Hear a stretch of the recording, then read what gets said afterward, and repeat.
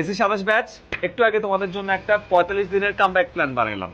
এটা বানাতে বানাতে মনে হলো যে তোমাদের ব্যাচ থেকে যদি একটা মুভি বানানো হইতো, একটা হরর মুভি হইতো নাকি ট্র্যাজেডি, আমি ঠিক শিওর না। বিকজ তোমাদের ট্র্যাজেডি তো আজকে থেকে শুরু হয় নাই, হয়েছে তোমাদের ক্লাস 5 থেকে। 5 তো গেল auto pass, corona, PSC exam নাই, 6 এ উঠলা, নতুন গাড়ি করলাম, কিছু বুঝতেছো না কিভাবে ত্রিভুজ পাবা, কিভাবে বৃত্ত পাবা, কিভাবে কি চতুর্ভুজ নাই, এই করতে করতে 7 এ উঠলাম, নতুন গাড়ি করলাম।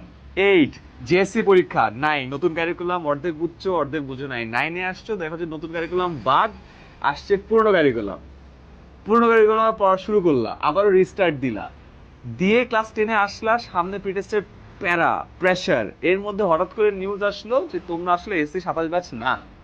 আইডেন্টিটি ক্রাইসিস কাকে বলে, এক্সিস্টেন্সিয়াল ক্রাইসিস কাকে বলে, সেটার মধ্যে পড়ে গেল।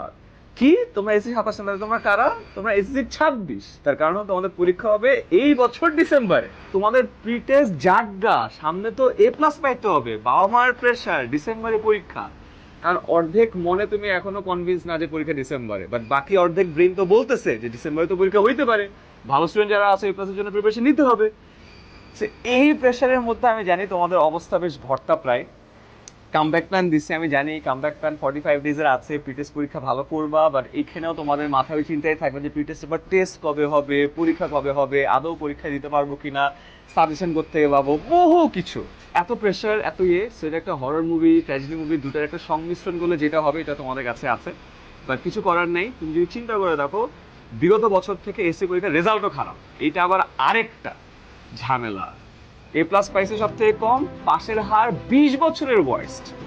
এই যদি হয় অবস্থা, তাহলে তোমাদের পরীক্ষা আগে এসে তোমাদের অবস্থা কেমন হবে ভবিষ্যৎবাণী করতে চাই না, বাট নিজের অবস্থা বুঝে চিন্তা করে নিতে পারো। বাট তোমার লাইফে যদি এখানে একটা ট্র্যাজেডি হয়ে যায়, পরে দেখবা পুরো লাইফে এটার একটা রিগ্রেট থেকে যায়। বুঝতে পারছো?